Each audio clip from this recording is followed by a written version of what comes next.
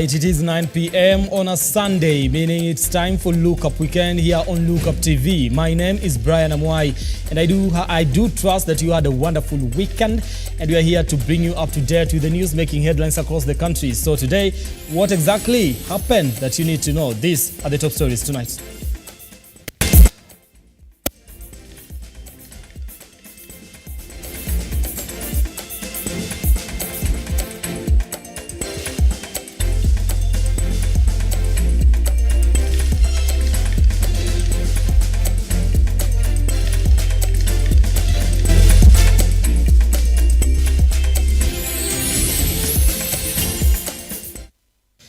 Alright, our sign language interpreter tonight is Philista Adundo. Let's begin the program, and remember you can be part of it by engaging us on our socials. That is at Amwai Brian on X, at Lookuptv, that is on X, and also on Facebook and on YouTube where we are live. We do welcome you to be part of it by engaging us on those particular social platforms. Do tell us where you are watching us from and what you think about the stories that we are running today. Now, let's start this bulletin. A family in Tana Delta sub-county, Tana River County, is mourning after their 17-year-old boy, among other relatives, was swept away by raging floods in Tana Delta, which is one of the worst hit zones by floods. This comes after Garsen MP Ali Wario, his Galole counterpart Haribai Said, and 16 others were rescued after going missing yesterday for 10 hours during a food distribution exercise. John Matava opens our bulletin with this particular report.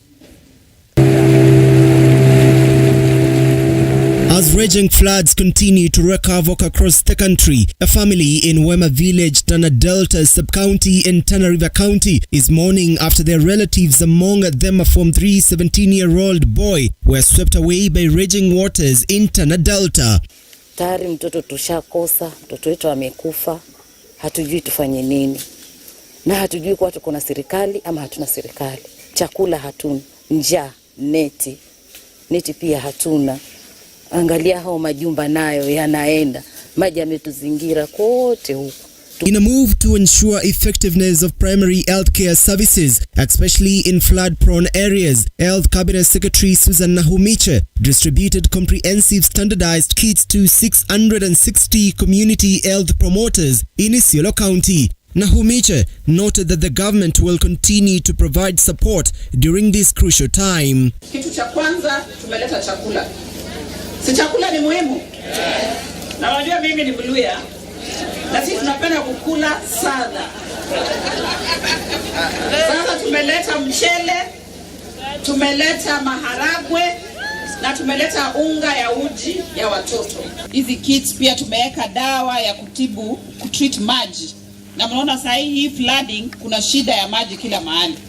So inatakikana hawa CHPs waingie kwa nyumba pamoja na hizi kits waweze kuhudumia wakaaji wa hapa Isiolo.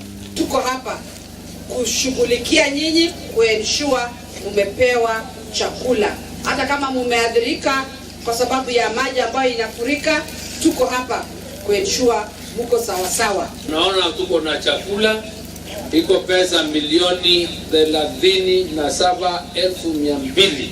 Ile pia itaweza kuachwa huku ili muweze kusaidika naye. Madam Nakumicha amewaambia ameleta net kuzuia mambo ya mosquito.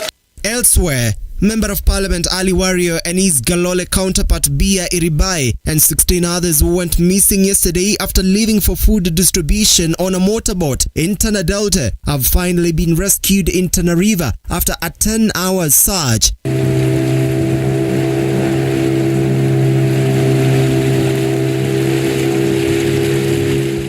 Defense Cabinet Secretary Aiden Duale has assured the country that the military is engaged and on high alert to prevent any insecurity incidences that may be posed by Al-Shabaab militants ahead of the festive season. Duale was speaking in Garissa when he inspected works to repair the washed away sections of Garissa-Nairobi Road and the Garissa-Wajir Road. John Matava, Lookuptv. Now, thank you, John Matava, for that particular report. Away from that, Deputy President Rigathi Gachagua has said that government agencies will continue working with all leaders in Samburu County to promote peaceful coexistence in a bid to ensure that development projects are implemented effectively. Now, speaking during a mass service in Baragoi, Rigathi called on all residents to surrender ammunition as the first step of curbing insecurity. Tumemwambia maneno ya Wajakoya hao ambao ni Your Excellency. Wajakoya sio ule jamaa ule. Wajakoya ni watu wa Baragoi ndio wamebatisa wale watu wetu wa SOG, kwa sababu wako na mandevu, wako na marasta, wanafunga kabisa uso, na walikuwa hapa hivi. Sasa watu wa hapa hivi wamewaaminia watu sana kikazi. Baragoi area leaders using an atypical term they called on national government in conjunction with Ministry of Interior Security to listen to their outcry. Watu wameomba hawa wanasema Wajakoya. Hiyo ndio ombi. Tukisikia maneno ya kila mtu, hiyo ndio forces ya watu wanataka. Kama hata ingewezekana hata wale wengine wote waende na hawa wakuja hapa, inaonekana hawa ndio wanaheshimika. Kwa sababu the moment watalanda hapa, hawa wakaaji wa Baragoi kila mtu atatoa viatu na watalala. Majuzi tu karibuni biashara ya Baragoi town imekuwa 24-hour economy. Watu wanaweza kufungua maduka zao. The moment waliondoka, shida ilianza kutoka the same day. The Deputy President Rigathi Gachagua assured the residents that they are putting all measures in place to ensure Samburu County is changing its status quo. Sisi kuna mambo hatuwezi kubali. Hii mambo ya wizi wa ng'ombe imepitwa na wakati. It is outdated cultural practice. Mambo ya kuua Mkenya mwingine ni mambo ambayo hawezi kubalika. Mambo ya kuua watoto ni mambo hawezi kubalika. Mambo ya kuhangaisha wamama ni mambo hatuwezi kubali. Wiki iliyopita hapa Baragoi wameua mwalimu. Si amezikwa jana? Niseme nyinyi tuko na nyinyi. One after the other, the leaders attributed the retarded development of the county to the high rate of insecurity. Kwa sababu hakuna kitu muhimu kama amani. Tukiwa na amani, hizi maendeleo ambayo viongozi wanaomba tunaweza kupata. Lakini ukosefu wa amani inaturudisha nyuma miaka ambazo tumekaa nyuma kwa ajili ya ukosefu wa amani. Kwa sababu najua mzigo kubwa ni wamama wanabeba. Watoto wetu ndio wanauliwa, mabwana zetu ndio wanakufa. Sisi ndio tunahangaika kutafutia watoto. Kwa hivyo Your Excellency, zawadi ambayo utatuashia leo, ninaomba kama mama wa county, sema tutoa sheria kwa sababu wewe ni mkubwa wa hii nchi. However, the Deputy President continued to say that Samburu is among the counties under the new plan of enlarging its electricity reach in order to increase its visibility. Tumeongea pia mambo ya Safaricom network, ya kwamba kuna sehemu hapa kidogo hamuna network, na hata bishop na baba paroko wameconfirm ya kwamba wako na shida pahali ingine kuwasiliana na Wakristo, kuwasiliana na wachungaji. Pia tuko na shida wakati kumetokea shida ya usalama, mambo ya mawasiliano. Nimeongea na Chief Executive Officer wa Safaricom na tutafuatilia kesho tuhakikishe ya kwamba kabla hatujaenda mwaka ujao kila sehemu ya katika kaunti ya Samburu imepata network, ndio hata nyinyi mkuwe kwa mtandao. Ruga Ival, Lookuptv. All right, thank you, Ruga Ival, for that particular report. Away from that, Wiper Party leader Kalonzo Musyoka has slammed Kenya Kwanza government over what he termed as high taxes on Kenyans, making thus their lives miserable. Now, speaking during a fund drive at Nzaikoni Catholic Church in Gadiani sub-county, Kalonzo said that Kenyans have been overtaxed and these are times of depression. Now, the former vice president further lamented that companies have started shifting from Kenya to Tanzania, increasing unemployment rate, yet the government is saying they are creating job opportunities for Kenyans. Unatoa ushuru hata zaidi. You cannot in times of depression, because tulisikia kutoka kwa waziri Ndungu wa serikali ya Kenya Kwanza anasimamia fedha akakubali kwamba this country is in the economy is in a depression. We are all in a depression. Then I asked him, in a situation like this, how can you overtax people? Yanatoka Kenya yanahamia Tanzania, na wewe unasema utatafutia vijana kazi. And so this is the result. Mkisikia kwamba wizi umezidi, ni kwamba vijana hawana njia ya kujimudu, ndio wanaiba kwa sababu hakuna nafasi za kazi. Wanaotaka kuajiri wamehamia Tanzania, wengine Uganda. I don't know whether you noticed Mheshimiwa Mole, Mheshimiwa Mbui yesterday. The road to Busia, matruck, yale marodi ya kubeba mafuta, you could count them. A month ago yalikuwa yanafurika. Lakini sasa Uganda mafuta yake wamepindua njia, wanatoa kutoka Tanga, Dar es Salaam kuelekea Uganda. Na ile even that economy peke yake hiyo malori imeenda Tanzania. Vijana hawana kazi, driver, long distance drivers sasa wana shida. A lot of them are Kenyans and people are assuming things are okay. I want to thank once again the Catholic bishops because wametoa msimamo kamili wakati tulikuwa na kikao hiki ambacho tulikuwa tunazungumza baadhi ya mambo mengine juu ya gharama ya maisha. Waliweka wazi because wao they rely on the parish priest, they rely on everybody, na wanapata habari kamili vile wananchi wanaumia. Walikuja wakatueleza and even wakatoa statement kali sana juu ya gharama ya maisha. We have to tell each other the truth as Kenyans. Now truth ni kwamba we are not doing well as a country in governance, and we probably are settling to the reality kwamba jamaa wamechukua mamlaka kwa njia ambayo walitumia. Na mimi nasema hivi, uchaguzi kama itakuwa 2027, naomba tuushinde mwaka ujao 2024, because jamaa yani ushuru kila mahali. Now, Deputy President Rigathi Gachagua now says the government is set to offer more food aid to families affected by floods in the country, as well as repairing of roads damaged by the raging waters. And as Ian Kitani now reports, Gachagua, while attending a church service in Samburu, also called upon Kenyans to rally behind President William Ruto's administration in his quest to turn around the economic situation.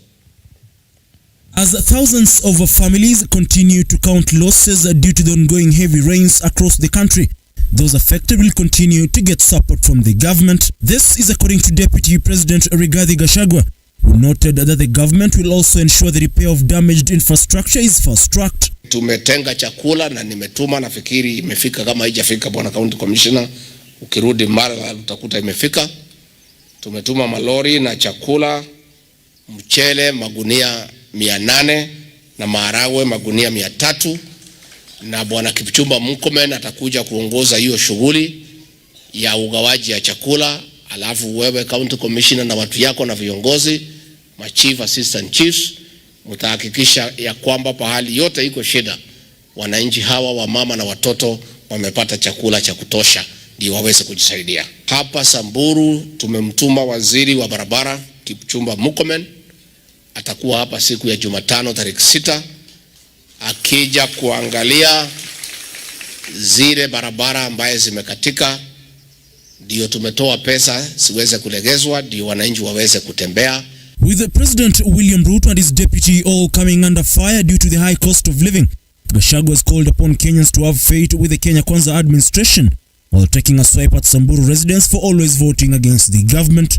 Sasa nyinyi mnasema usaidizi na mtapata kwa sababu nyinyi wa Kenya. Lakini ikifika wakati pia ya kupanga maneno yenu, mpange mzuri. Hapana tupa kura yenu msituni. So hakuna haja ya kutupa kura yenu msituni na mtu ambaye tayari yako msituni. Huyo mtu huwezi obaya barabara, huwezi obaya maji. Yeye ako na shida kama nyinyi. Hata yeye anakuja kwetu kulia. As various leaders continue to voice their sentiments regarding the recently released NADCO report, Kenya Kwanza legislators led by Kajiado North legislator Onesmus Ngogoyo have supported the recommendations, which includes the creation of the Office of Official Leader of Opposition. Na tunashukuru mazungumzo ambayo yalikuwa baina ya upande wetu, serikali ya Kenya Kwanza na wale ambaye ni wa Azimio. Na tunashukuru kwamba kiongozi wa upinzani Raila Odinga amekubaliana na matokeo ya yale mazungumzo. Sasa tutakuwa na nchi nzuri ambaye kila mtu anakubaliana kwamba kiongozi akichaguliwa kuna wale watafanya kazi ya upinzani. Na tumekubali apewe ofisi, apewe magari, afanye kazi ya upinzani, lakini sio upinzani ya barabarani, upinzani ya kurekebisha serikali. Tunajua we are at a very difficult economic times, lakini ile mpangilio serikali imeweka, tunajua tunaenda kurecover very soon na kila mtu atafurahi. Mambo ni magumu saa hii kidogo, lakini tunajua mambo itanyoroka. Ile programs mumeweka, ninajua watu watatunzwa na economy yetu itakuja chini na sisi wote tunafurahi. Tana, Lookuptv. All right, now that story by Ian Kitani takes us to our first break here on Lookup Weekend. But Eric Nyakwao says, tuned from USA. Thank you so much for tuning in and being part of the program tonight and trusting us to bring you up to date with the news. Keep engaging us on our socials at Lookuptv, that is on Facebook, on Twitter, or X, and also on YouTube. We'll be sampling your feedback as we continue with the program tonight. Do tell us where you are watching us from and what you think about the stories we are running today. All right? I take a break. I'll be back in a few.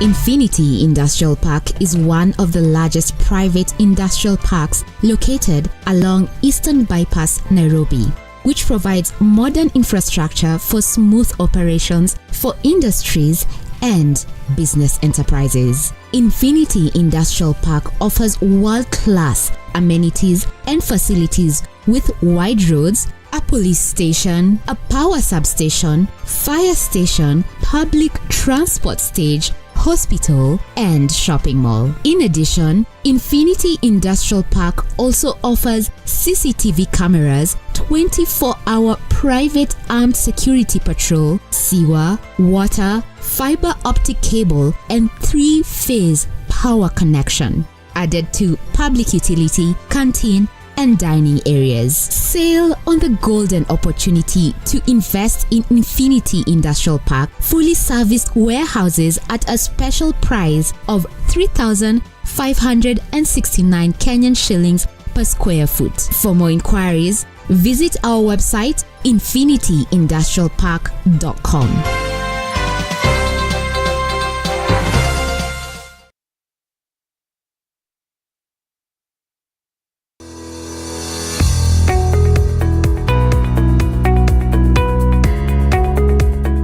Looking for an office space? 4th Avenue Towers is a professionally designed 25-story executive office that is conveniently located at the heart of the Medical and Legal Services Square within community area.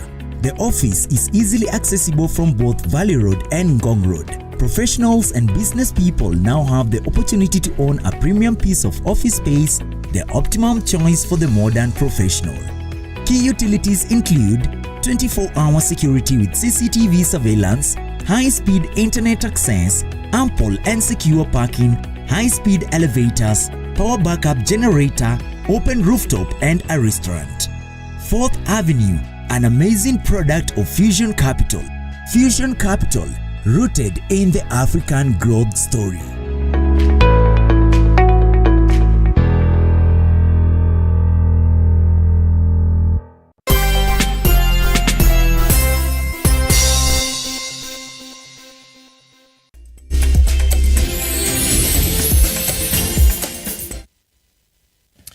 All right, now thank you so much for staying with us here on Lookup Weekend. Let's continue with the news tonight.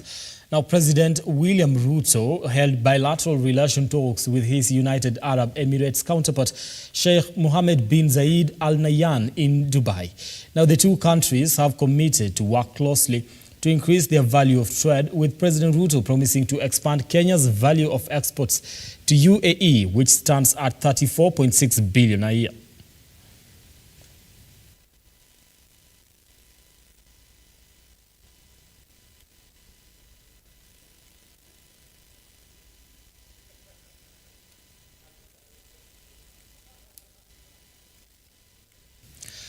Now, Mbere Member of Parliament Geoffrey Ruku has lashed at independent power producers in the country, accusing them of meddling with issues of power in the country, hence the high cost of power. Now, the first-time legislature noted that the IPPs have colluded with other cartels in the country to sell power to KPLC at a high cost, hence the high cost of electricity as opposed to other African countries. Ruku further noted that for the country to reduce the cost of power of living, then the cost of power must come down. Akiunga hiyo ripoti mkono. Ndio hata rais amesema hiyo. Lakini baadhi ya wabunge, sisi kama wabunge, kuna baadhi ya wabunge ambao wanakataa hiyo ripoti. Mimi niko mmoja wao. Kwa sababu kama ni gharama ya maisha kwanza tuangalie kitu inaitwa the cost of power in the Republic of Kenya. Kwa nini stima iko na gharama ya juu katika Kenya kuliko Tanzania, kuliko Uganda, kuliko Ethiopia, kuliko Rwanda? Ni kwa nini? Ni kwa sababu kuna makatels. Kuna kitu tunaita state capture. Wale ambao wako na independent power producers, they are selling very expensive power to Kenya Power. Na hiyo cost ya power ndio nyinyi mnalipa. Sima inakuwa juu, tunakuwa tuwezi kuwa na viwanda ambazo zinakuja hapa kwetu Kenya. Na kama hakuna viwanda, ni kumaanisha vijana wetu hawatapata kazi. Kwa hivyo kama tunaongea maneno ya cost of living, we must address the cost of power in the Republic of Kenya. Kwa nini a generator ili ambayo tunaweka a transformer ili ambayo inatumika kusambaza umeme hapa Kenya, gharama ya transformer iko juu. Ukienda China, ukienda South Africa, ukienda sehemu zingine, gharama ya transformer iko chini. Ni kuna middlemen, kuna cartel ambao wanauzia serikali vifaa ya stima kwa bei ya juu. Now, Labour CS Florence Bore has announced that her ministry will address the issue of stigma among people with disabilities across the country as a means to promote equality between individuals with and without disabilities.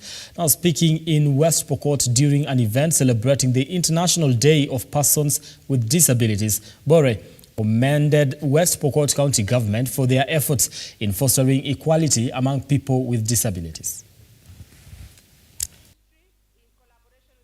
National Bureau of Statistics and organizations and for persons with disabilities, among other stakeholders, also support needs assessment of persons with disabilities and their primary caregivers.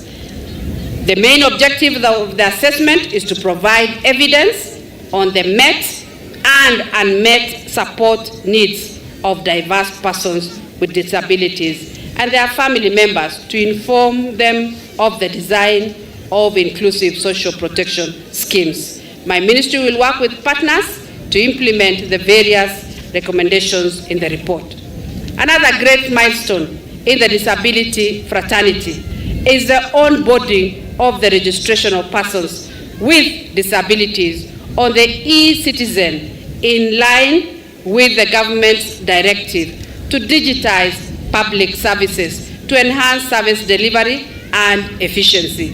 I wish to applaud the Council for the initiative and urge the leadership to ensure a robust awareness program for optimal uptake of the e-citizen registration service.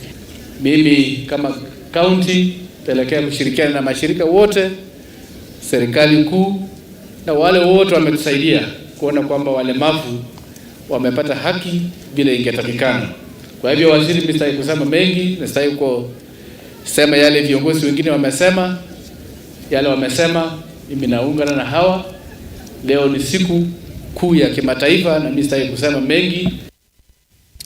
Now, parents ought to embrace talking to their kids as opposed to using corporal punishment.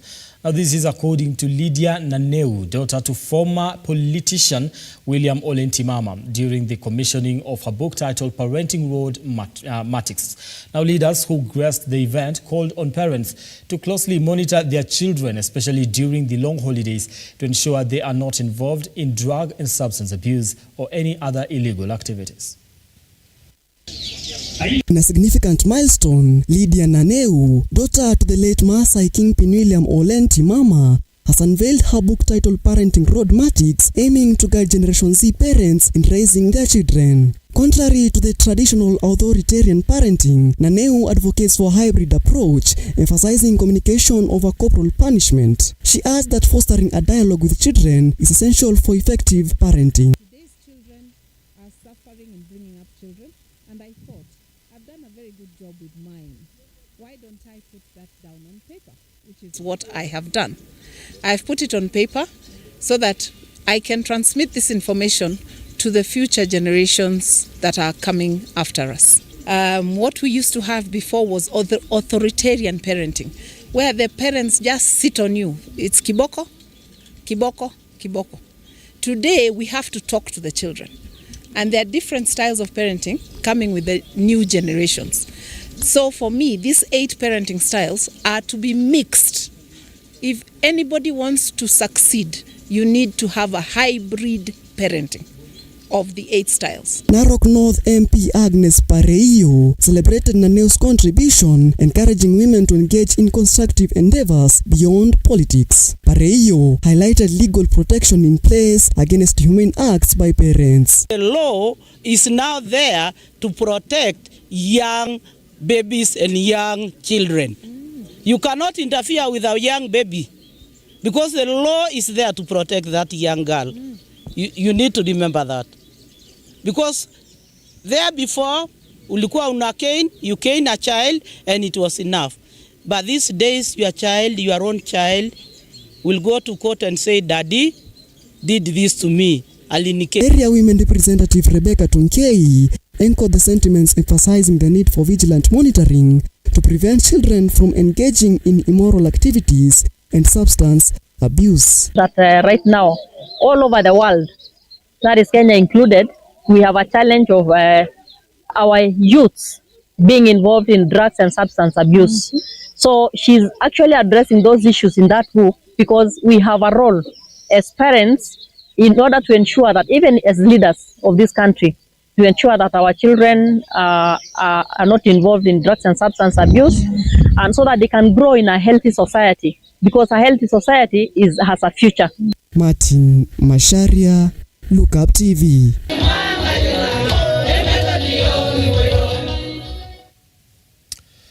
Thank you, Martin, for that particular report. Away from that, leaders from across the political divide have continued to offer heartfelt tributes to the late Lawrence Sifuna, the former member of parliament for Bungoma South, now encompassing Bumula and Kandui constituencies. According to his nephew, Nairobi Senator Edwin Sifuna, the former legislator passed on at the Moi Teaching and Referral Hospital after suffering a stroke.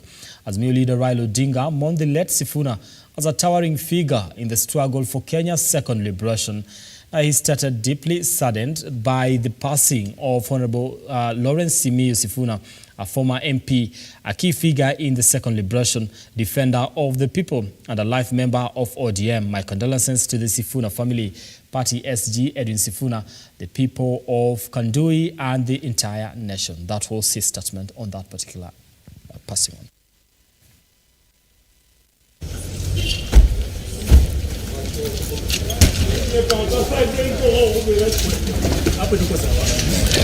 A few days ago, Uncle Lawrence suffered what they said was a stroke, an initial stroke, and he was brought to a hospital here in Bungoma. But when we thought that his condition was getting better, it actually turned out that it was getting worse. So a decision was made, I think the day before yesterday, to transfer him to Eldoret. We thought that maybe he would receive better care there.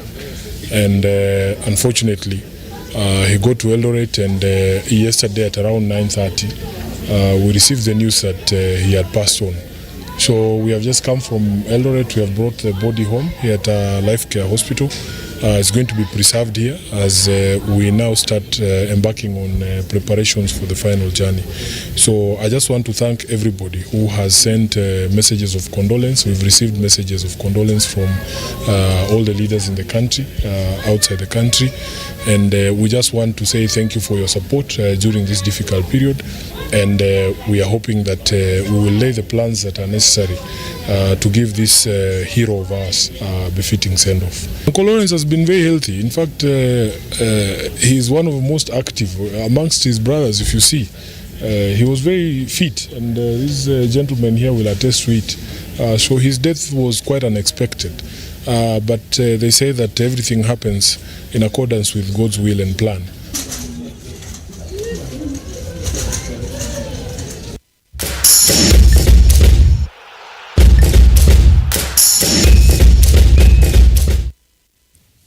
Let's get sporty tonight. National women's football team Harambee Starlets checked in Botswana, ready for their second leg match encounter in the 2024 WAFCON qualifiers against Botswana, slated for Tuesday. Now, Starlets played to a 1-1 draw at Nyayo National Stadium last week on Wednesday in their first leg match.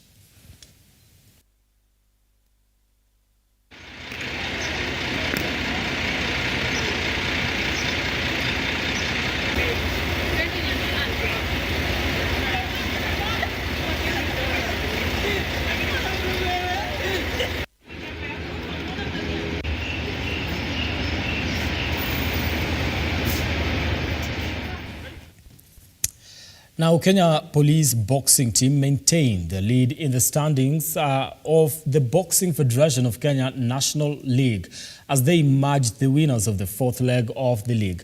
Now, with 33 points ahead of Kenya Defence Forces, who finished second with 26 points, with Nairobi County team sealing the podium with 10 points. Now, the winners of the league will be decided in the final leg, which will kick off from 14th to the 16th of this month in Kisumu County.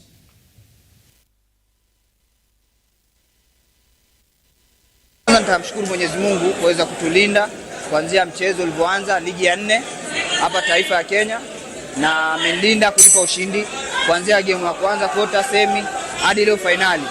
Mchezo umekuwa migumu, kila mtu alikuwa amejiandaa vilivyo, na nashukuru Mungu nimeweza kuwa na walimu ambao walikuwa pembezoni mwa jukwaa kuweza kunipa mawaidha na maongozo mazuri ya kuweza kuhimili hizo fight. Wapinzani wote walikuwa wazuri, walikuwa kakamavu, lakini kila kwenye mshindano kuna mshindwa na mshindi. Nashukuru nimeibuka mshindi, na hii ndio finali langu, pigano langu la mwisho la finali. Nimeweza kucheza na mpinzani nikaweza kusimamisha kwa raundi ya pili.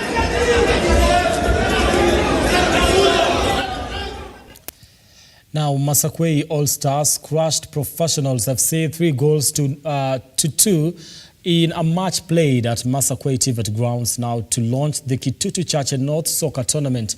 Now, the two teams are part of the 16 teams which will participate in the tournament that is sponsored by the devolved kitty under the area member of parliament, Japheth Nyakundi. Now, the winners of the tournament will be awarded 200,000 shillings as the tournament aims to nurture talents and fight drug abuse.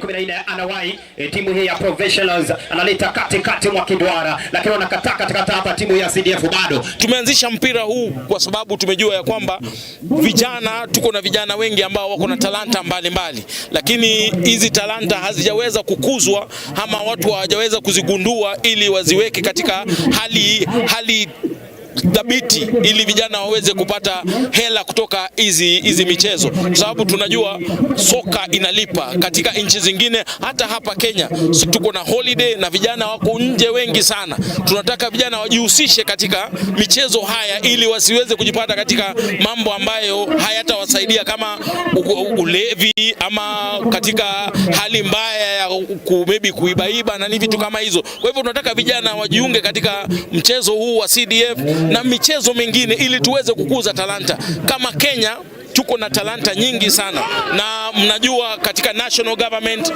pesa zinatoka za kukuza talanta za mipira tofauti, football, basketball, rugby. Kona umeanzisha fupi, anakuja kuipeka jezi nambari 14, tumia gula la kushoto, anaupata kwenye kisanduku hatari, vipi alikuwa kesha tena kwa ndivyo.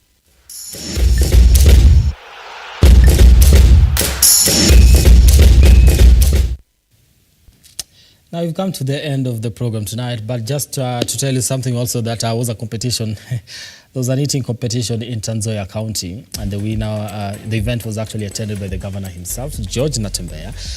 I was actually awarded 2,000 shillings being paid to eat. But of course, there's quite a lot of backlash as far as that is concerned. People saying that 2,000 is quite little money. But it's supporting talent either way. Listen, we've come to the end of the program tonight. I want to thank you so much for being part of it and engaging us on our socials. On behalf of everybody that made it a success tonight, that is my producer Ian Kitani and the director Jay Momanyi and the entire team that has made this one a success tonight. I do want to thank you so much for watching. All right, do have yourselves a lovely night. And our sign language interpreter tonight has been Philista Adundo. My name is Brian Amuai. I'll see you again next week, God willing. Good night.